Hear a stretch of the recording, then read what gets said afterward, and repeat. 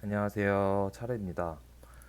오랜만에 유튜브를 찍네요. 제가 그동안 많은 사람들도 만나고, 어, 뭐 여러 가지 개인적인 취미도 이제 만들면서 유튜브를 자주 올리고 있지는 못한 것 같아요. 원래 뭐 자주 올릴 생각도 없긴 했었지만요. 이제 앞으로 유튜브는 그동안에도 마찬가지긴 했지만 그냥 약간은 더 제 일기 같은 느낌으로 나가고 싶습니다. 이유인 즉슨 첫 번째로는 저라는 사람이 그닥 그렇게 대단하지 않은 사람인데 내 아이디어를 누군가한테 설명하듯이 가르쳐 준다. 제 텔레그램도 마찬가지고요. 그게 과연 옳은가에 대한 생각이 많이 들었고요. 저는 제가 매우 부족한 사람임을 분명하게 알고 있습니다. 그래서 정말로 제 일기같이 나중에 제가 더 위대한 사람이 만약에 된다면 그때 옛날에 제 영상을 제 스스로 보고 또 다른 사람들이 보면서 아, 이 사람은 인생을 이렇게 살았구나라고 할 수 있을 만큼의 이제 그런 일기처럼 쓰고 싶습니다. 그게 제 욕심이고 제가 나아가고자 하는 방향이고요. 뭐 말은 반말 형식으로 하면은 듣기에 거북하실 테니까 그냥 기존대로 하겠습니다. 하는데 제 현재의 어떤 마음가짐은 이렇다라는 겁니다. 이제 이번 영상을 찍게 된 거는 좀 많은 내용을 찍을 수도 있어요. 뭐 이건 여러분들이 보다가 중간에 끄시겠지만 어쨌든 저를 위한 영상이다 보니까 내용을 한번 정리를 그동안 생각하던 거를 해보겠습니다. 나스닥을 저는 월봉과 주봉 모두 다 봤었는데요. 뭐가 있냐? 이런 차트는 지울게요. 이제 의미가 있는 차트는 아니니까. 나스닥을 보게 되면 일단 2000년도에 IT 버블이 있었고 이 IT 버블이 터졌을 때 마이너스 뭐 78%까지의 조정이라고 하긴 그렇죠. 하락이 왔었고 이후에 이거를 회복하기까지의 시간이 꽤나 걸렸어요. 세로줄로 봅시다. 고점이 이렇게 형성이 되어 있고 다시 이 고점까지가 보면 거의 15년 정도가 걸렸죠. 아이러니가 아니라 아쉽게도 저는 이 구간을 모두 경험하진 못했어요. 왜냐하면 제가 96년도생이고 이때는 애기였기 때문에 실제로 이때 이 장, 그리고 이 장, 이 회복장에서의 사람들의 심리나 시장 심리 또는 뭐 이 나스닥이라는 것에 대한 움직임을 피부로 직접 경험을 통해 느끼는 게 가장 좋다고 생각을 해요. 그러한 의미에서 저는 비트코인의 가격이나 이런 것들을 하루에 적어도 뭐 지금은 5시간 이상씩은 모니터를 통해서 보는 것 같아요. 옛날에는 거짓말 치고 10시간 이상 봤었는데 그 경험치가 쌓였을 때 2020년 3월달 코로나 빔, 2018년 9월달, 2017년 7월달은 세그윗 이슈로 인한 비트코인의 하락, 2017년 9월은 중국의 거래소 폐쇄, 2017년 11월은 너무 가파른 상승, 업비트 이후에 있었던 조정, 그리고 2017년 12월 17일이 비트코인의 19,800달러의 고점, 그리고 1월 달은 업비트 김프 50%를 일한 한국은 더 고점. 이때 달러는 고점이 아니었다. 이런 이제 그리고 2018년 12월 달의 저점. 이런 얘기들을 바로바로 할 수 있을 만큼의 어떤 경험치가 쌓여야 된다고 생각을 했고 실제로 그런 경험치가 제게는 매우 크게 작용하고 있다는 것을 깨닫고 있습니다. 그래서 아이러니하게도 제가 이 시장을 경험하지 못했기 때문에 좀 가슴이 아픈데요. 지금 이 얘기를 하는 이유는 왜냐? 저는 많은 세계 경제의 지표나 사건들을 종합해서 보았을 때 생각보다 경제 침체는 아직도 오지 않았고 온다고 가정을 했을 때는 이러한 구간적 꽤나 시간이 걸리는 빅사이클, 그러니까 이런 빅사이클에서의 버블이 한번 터지는 게 현재이지 않나라는 생각이 좀 들고 있어요. 개인적으로는. 그래서 조금 무섭게 생각이 들고 있고요. 이 빅사이클 이후에 우리가 투자하고 있는 비트코인이나 뭐 달러나 이런 것들이 어떻게 작용할지에 대해서 조금 관심 가지고 공부하는 게 좋은 것 같습니다. 저는 음모론을 좋아하진 않지만 약간의 음모론을 펼치고 있는 게 하나 있는데요. 많은 사람들한테는 얘기를 하지 않았지만 개인적으로 저는 금이 ETF 상장 이후에 어떤 움직임을 비트가 따라가지 않을까라는 생각을 하고 있어요. 그 ETF란 현물을 뜻하는 거고요. 현재 비트코인은 선물 ETF만 거래가 되고 있죠. 현물 ETF는 의미가 크다고 생각하는데 96년도 IMF 이후에 금값이 세계적으로는 빠졌었는데 사실상 이때 이후에 금값은 다시 이 가격을 보고 있지 못하죠. 너무나 올라버렸기 때문에 금이 오른 건지 화폐의 가치가 떨어진 건지 저는 잘 모르겠습니다. 하지만 어쨌든 금의 가격 자체는 올라 있다라는 거고요. 카톡 죄송합니다. 끌게요. 네, 그래서 음, 금과 유사하게 가려면 결국 이 2000년 이후의 버블 자 보실게요. 2000년에 버블이 터졌을 때 버블 이후에 나스닥 버블 이후에 금이 엄청나게 올랐어요.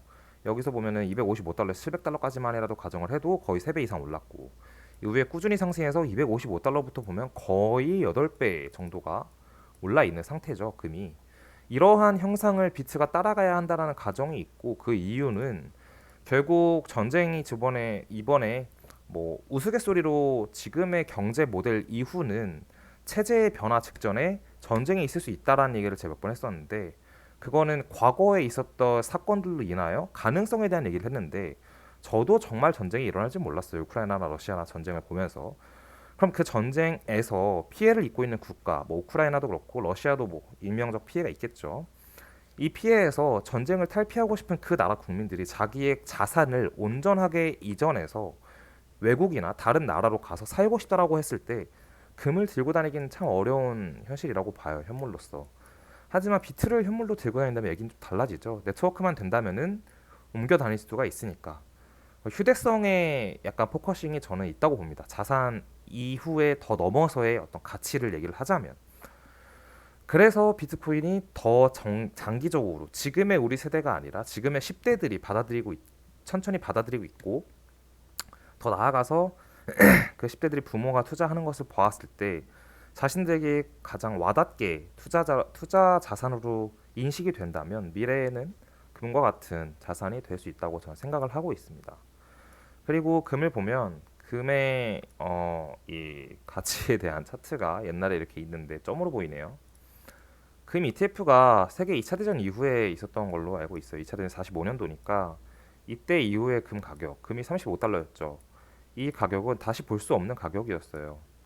따라서 비트도 현물 ETF가 된다면 아마 어느 정도 괜찮지 않을까라는 생각을 많이 하고 있습니다.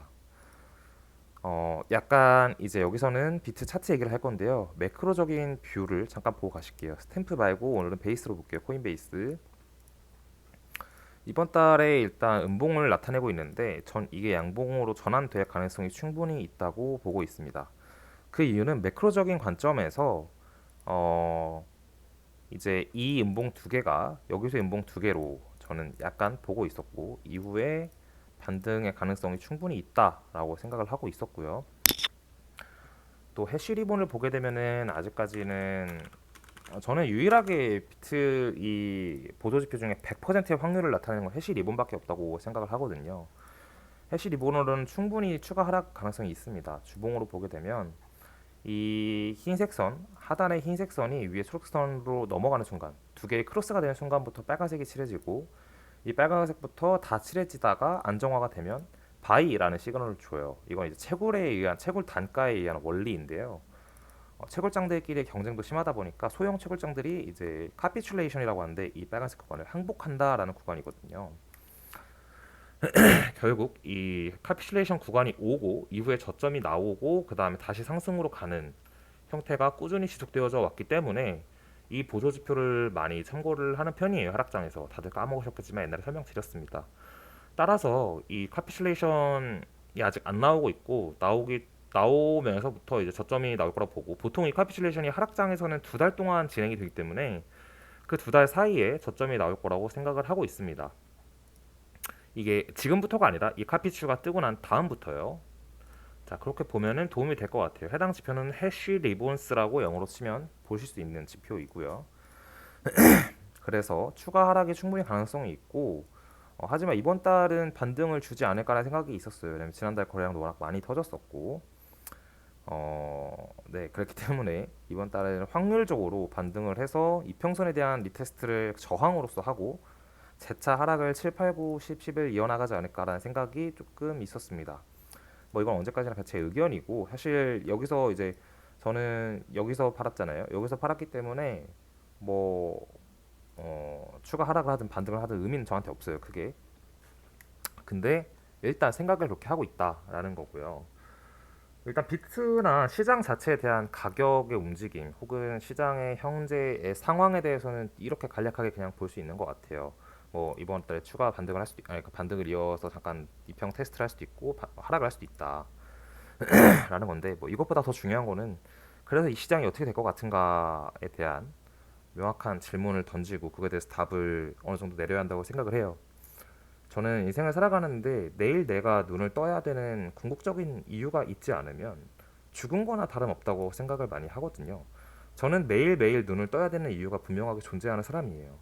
그것 중에 하나는 이 시장을 참여하고 있고 미래에 내가 투자하고 있는 알트코인 혹은 비트 등등의 어떠한 기업이 분명히 현재에 있어서 텐센트나 구글이나 페이스북 같은 기업이 나타날 것이다라는 믿음이 명확하게 있습니다. 그리고 그것에 대한 근거도 사실 굉장히 많은데 저를 만나본 사람들은 알겠지만 제가 유튜브로 녹여내기엔 좀 무리가 있는 것 같고요. 결국은 지금 말하고 있는 건 산업이에요. 블록체인 산업이 어떻게 나아가고 있는가, 어떻게 될 것인가에 대한 궁극적인 얘기인데 재밌는 걸 하나 보자고요. 마켓캡을 보면 제 기억에 1등은 비트, 2등은 이더리움 고정이었고 3등이 리플이든가 4등이 이오스든가 비케든가 이렇게 있었습니다. 항상. 보통 17년의 마켓캡은 모네로나 비케 그리고 라이트코인, 리플이 상단에 있었고요. 트론도 있었고 18년까지 도지는 없었죠. 그리고 이더리움 클래식이 있었고 위에 네, 저 정도 이오스 이렇게가 시총 20위까지의 고정이었던 것 같아요. 그 아래 웨이브도 있었고 여러 가지 있었던 것 같습니다. 네오도 있었고 퀀텀도 있었죠. 네. 근데 이 시총이 2020년에 들어서 완전 물갈이가 됐어요. 에이다는 원래 높았긴 했지만 어쨌든 높아졌고 솔라나와 도지, 폴카닷 그리고 트론 그리고 아발란체 뭐 이런 토큰들이 폴리곤도 그렇고 니어도 그렇고 상당히 위로 올라왔어요. 기존의 비트 이더를 제외한 애들은 다 이더리움을 잡겠다고 나왔던 레이어 1을 표방하는 코인들이 시총 상위 20위 안에 포진해 있었어요. 그중 하나가 네오였고 에이다였고 뭐 등등 모네로 같은 애들은 이제 역사성이 그냥 오랫동안 존재하는 코인이었던 것 같고 대부분 레이어 1을 표방하는 코인들의 시가총액이 상당히 위에 있었는데 그 시총이 많이 물갈이가 됐어요. 17년에서 18년 넘어갈 때는 역사성이 오랫동안 존재하는 코인들과 초창기에 이더리움과 경쟁을 하던 코인들이 시총 상위에 있었고 20년, 21년도의 불장에서는 이더리움을 완전히 넘어설 가능성을 가지고 있다라고 주장하는 코인들 혹은 함께 하겠다, 상생하겠다라고 하는 코인들 레이어 1 혹은 레이어 2들이 시총 상위에 쭉 포진이 되어져 있죠 현재. 근데 그렇게 높았던 솔라나 그리고 높았던 아발란체 폴카닷도 시총에서 점차 밀리고 있어요. 사실 이더리움을 제외한 레이어 1에 대한 의미가 크게 있진 않은 것 같아요. 제가 볼 때는 결국 네트워크 단에서는 이더리움이 레이어 1에서 완벽한 자리를 차지하고 있고 서버가 터지는 경우는 거의 없었던 것 같아요. 제 경험상 이더리움이 뭐 18년, 19년도에는 많이 뻗었지만 네트워크 자체가 솔라나 같은 경우는 막 이틀씩 뻗었잖아요. 여기 사이에 루나도 있었네요. 루나는 이제 뭐 망했지만 아발란체도 그렇고 네트워크에 문제가 생겨요. 이더리움의 발전 속도가 느리고 개발이 느리게 되긴 하지만 안정성 부분에선 뛰어나다고 생각을 하고 있어요. 그리고 실제로 범용성에서도 가장 많이 활성화되고 있고 사용이 되어지고 있는 상황인 것 같고요. 그런 의미에서 이더리움이 업데이트는 됐더라도 결국 유저 수가 꾸준하게 늘고 있고 다른 이제 레이어 1들은 트렌드를 타서 트렌디하게만 움직이고 가격은 되게 많이 빠졌잖아요. 그래서 나중에 미래에는 오히려 폴리곤이나 니오 프로토콜이나 뭐 이런 레이어 2에서 이더리움을 도와주는 프로젝트들이 더 상위에 갈 수 있다고 생각을 하고 현재 레이어 1들도 많이 네오처럼 혹은 퀀텀처럼 혹은 테조스처럼 밀려날 거라고 저는 생각을 하고 있습니다. 따라서 이더리움의 집중화 현상이 진행이 되고 있는데 POS 이후에 이더리움의 속도 개선과 여러 가지 용량 개선이 되고 나면 레이어 2와 이더리움의 킬러 앱들 진짜 우리가 상용화돼서 사용할 수 있는 어플리케이션 단의 D앱들 토큰화가 된 D앱들이 치고 올라올 거라고 보는데 그 세상이 마침 요새 나오고 있는 웹3라는 단어적 정의와 함께 맞물리고 있고 그 웹3를 통해서 우리는 새로운 세상으로 나아가야 되는데 간단하게 웹3에 대한 정리를 해드리자면 웹 1부터 설명을 해볼게요. 이건 정의가 사람마다 다르니까 답은 아니에요. 웹 1은 네이버라고 보시면 돼요. 네이버 지식인. 내가 어떠한 정보나 상호작용을 했으나 일방적 소통이 가능하다.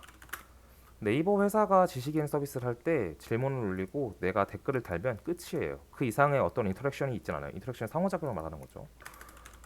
웹 2.0에서는 이게 사람들이 싫었는지 유튜브나 인스타그램 등을 통해서 바뀝니다. 내가 정보나 정보를 제공하는 제공자가 되기도 하고 기여자가 되기도 합니다. 무슨 말이냐면 인스타그램 누구나 개인으로서 시작할 수 있는데 개인이지만 내가 맨날 패션에 관한 거 올리다 보니까 내 팔로워가 많아져요. 그럼 어떤 광고 회사가 저한테 인스타그램으로 광고가 들어오죠. 그럼 저는 수익을 창출할 수익 창출 거리가 생겨요. 유튜브 또한 내가 원하는 주제, 지금 코인에 대해서 유튜브를 찍고 있는데 굉장히 많은 사람들이 저를 팔로잉하게 되면 제 구독자 수가 늘어나고 그에 따라서 조회수, 광고 영상이 붙고 광고 동영상이 붙을 수 있죠. 그렇게 일정의 어떤 보상을 받게 됩니다.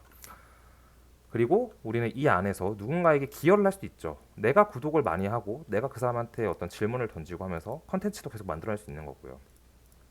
근데 이 기여에 대한 보상이 중앙화된 구글이나 페이스북이 훨씬 많이 가져가는 구조이다. 근데 웹 3.0에서는 개개인들의 어떤 상호작용 그리고 보상, 뭐 거버넌스 이런 것들이 다 가능한 거죠. 그게 이제 토큰, 블록체인 기술을 이용한 스마트 컨트랙의 토큰을 통해서 가능한 거죠. 토큰으로 보상을 주고 사람들에게 어떤 그 페이스북의 라이크 버튼을 많이 받으면 토큰 보상을 받을 수도 있고 이 라이크 버튼을 통해 받은 보상 토큰을 가지고 거버넌스에 참여한다든가 노더가 된다든가 밸리데이터가 된다든가 아니면 그 토큰을 이용한 또 다른 어떤 인터랙션이 나오겠죠. 서비스를 이제 만들어내는 공급자의 역할인 것 같아요. 자, 이렇게 진행이 되고 있는데 자 그러면 웹 3.0에서 궁극적으로 우리가 잘 될 것 같은 3.0이 무엇이냐라고 물어봤을 때 저는 첫 번째로는 SNS가 잘 될 것 같고 두 번째로는 게임이 잘 될 것 같아요. 그냥 제 생각인데 이유는 우리가 새로운 세대로 넘어가면서 물질적 가치와 정신적 가치를 줘야만 진행이 지속 가능성이 생긴다고 저는 생각을 해요. 특히나 이 웹 세상 안에서는. 근데 물질적 가치는 어차피 SNS든 게임이든 어떤 사람이든 블라블라블라든 토큰 세상이 되면은 실제로 뭐 보상이라는 게 주어지니까 물질적 가치는 똑같이 진행이 돼요. 근데 정신적 가치로 봐야 되는 거죠. 지속 가능하려면 게임이 지속 가능하려면 재미가 있어야 돼요. 재미라는 정신적 가치를 개인들한테 줘야 돼요. SNS는 나의 어떤 소통의 창구, 나의 고민을 털어놓는 곳, 내가 자랑하고 싶은 것 이런 것들이 정신적 가치로 다가올 수가 있죠. 그래서 저는 이 두 가지의 산업군이 웹 3.0에서는 가장 먼저 잘 되지 않을까라는 생각을 하고 있고 그러한 관점에서 뭐 넥스트 시가총액 상위에 있는 어떤 세대가 뭐가 될 것인가에 대한 관심이 굉장히 많습니다.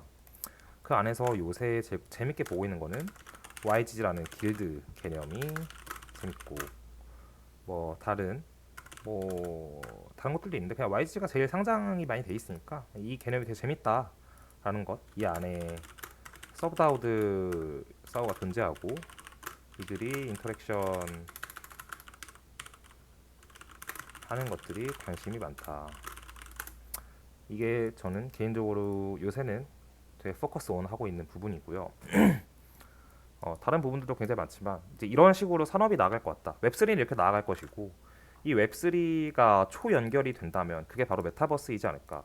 여러분들 그런 생각 해보지 않으셨어요? 네이버 아이디, 카카오 아이디, 뭐 넥슨 아이디, 유튜브 아이디가 우린 너무 많아요. 비밀번호 너무 많고. 근데 생각해보면 똑같이 나예요. 네이버 아이디든 카카오 아이디든 다 나야. 나를 인터넷 세상에서 아이디로서 바꿔서 나의 KYC 신원 인증을 하고 휴대폰 인증을 하고 가입을 한단 말이에요.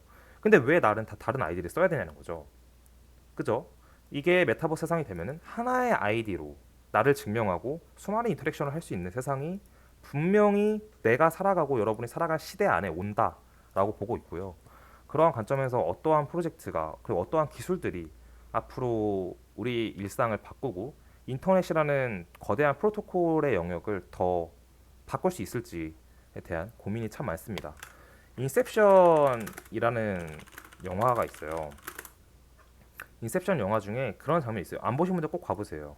인셉션이 영화가 이제 꿈을 조작하는 그런 영화인데 그 꿈을 꾸기 위해서 수면제 같은 약을 구해야 돼요. 그 약의 강도에 따라서 얼마나 오랫동안 사람이 자고 뭐 이런 영화가 좀 내용이 전개가 되는데 이제 어떤 기업인의 꿈 안에 들어가서 그 사람이 갖고 있던 생각을 바꿔야 되는 생각을 주입하는 거죠. 꿈 안에서 그런 과정을 그린 영화가 인셉션인데 인셉션 주인공에서 디카프리오가 이제 강력한 약이 필요하니까 그 약을 만드는 약쟁이한테 찾아가는데 약쟁이가 한 장면을 보여줍니다. 지하에 있는 어떤 방을 열면서 딱 여니까 모든 사람들이 자고 있어요. 그게 무슨 말이냐면 그래서 이 디카프리오가 이 사람들이 현실 세계를 살아가지 않냐라고 했더니 이 사람들한테는 이게 현실이야. 그러니까 자는 게 현실인 거예요. 그런 것처럼 어, 미래의 메타버스 세상에서 우리가 진짜 현실을 살기 위한 메타버스를 사는 건지 메타버스를 위한 현실 세계에서의 삶을 사는 건지 그런 고민도 해보면 재밌는 것 같아요. 예를 들자면 지금 인스타그램을 보게 되면 매일매일 행복하고 좋고 비싸고 맛있는 것만 누리는 사람들 같은 경우가 실제로 만나보면 매일의 일상이 그러지 않거든요. 그냥 자기들의 행복한 순간을 인터넷에 올리기 위해서 그 행복한 순간을 만드는 사람들이 많아요. 현실 세계에서. 그래서 주체와 어, 그러니까 목적 전치 현상이 일어나지 않는가. 그런 SNS의 순기능이 일어나야 되는데 이제 이런 생각도 많이 해보시면 좋을 것 같습니다. 그런 세상이 언제 오고 어떻게 올지 저는 그런 생각을 많이 하고 있고요. 그 생각 이외에 이제 어떤 당장 내가 먹고 살아야 되기 때문에 이런 트레이딩 관점과 그런 관점에서는 아까 초반에 설명을 좀 드렸습니다. 제가 그래서 하고 싶은 말은 결론적으로 현재로서는 비트를 모든 토큰의 가격이 어느 정도 따라가지만 다음 사이클 이후에 만약에 현물 ETF까지 돼 있다면 이 시장, 크립토 시장 안에 있는 비트는 원자재의 금처럼 아예 그냥 다르게 시장 안에서 논리로 작용을 하고 다른 토큰들은 주식처럼 움직이지 않을까. 주식 시장과 원자 시장은 지금 별개로 분리되어 있지만 궁극적으로 지금의 크립토 시장 안에서는 비트는 원자재처럼 아예 같은 시장 안에 있지만 가치가 다르게 배정이 되고 비트 거래자는 따로 있고 알트 거래자들은 또 따로 그들의 어떤 목적을 위해서 가치가 변동되지 않을까라는 생각을 하고 있습니다. 따라서 다음 사이클 이후의 하락은 이번처럼 강하고 깊지 않을 수 있다라는 게 제 첫 번째 전제가 깔리고요. 물론 여기에는 이제 현물 ETF도 돼야 되고 여러 가지가 있습니다. 그리고 그 다음 무슨 말 하려고 했죠? 네, 일단 그렇게 시장 논리가 형성이 되지 않을까라는 게 제 생각이 있습니다. 근데 거기서 중요한 거는 비트가 결국 지금의 경제 위기, 오고 있는 이 경제 위기, 스태그플레이션에서 진짜 금과 같이 역할을 해서 하락을 똑같이 하더라도 제일 먼저 반등을 하고 제일 많이 반등을 해야 가능한 시나리오라고 저는 생각을 해요. 그렇게 돼야만 한다고 보고요. 레이 달리오가 쓴 이제 그 책 이름이 어딨지? 책이 있는데 원칙과 금융위기 템플릿 말고 이번에 나온 책을 보면 왕족 국가 제국의 역사성 150년에서 250년 동안 이어져 왔고 평균적으로 통화가 60년 동안 주기성을 가진다. 뭐 이런 여러 가지 정말 많은 것들에 대한 데이터를 쌓아놨는데 그 책을 보면 아이러니하게 2030년이면은 달러에 대한 어떤 기축의 역할로 없어질 것이고 국가들도 굉장히 많은 여러 가지 위험에 처한다고 저는 생각을 해요. 경제적으로 봤을 때. 그래서 그러한 대안으로서 비트가 작용을 해야 우리 인생에 이제 메이저하게 작용할 수 있지 않을까라는 생각이 들어요. 그래서 아까 첫 번째는 이제 비트가 미래에 어떻게 될 건지 그 얘기를 한 거고 두 번째는 지금 세상에서 비트가 어떻게 움직여줘야 옛날의 금처럼 경제 위기 때마다 아주 빠르게 회복하고 올라가 줘야 된다. 세 번째는 어, 잃어버린 경제의 어떤 몇 년, 길게는 10년이 나스닥 그 IT 버블이 터진 것처럼 되지 않을까. 그게 전 제일 걱정인데 그렇게 되면은 어떻게 해야 되는가 이런 고민을 같이 여러분들 해줬으면 좋겠습니다. 뭐 제 일기니까 그런 건 안 해주셔도 되는데 하면 재밌을 것 같습니다. 오늘 영상 여기까지 찍고 이제 다음에 또 길게 영상 가져오겠습니다. 감사합니다.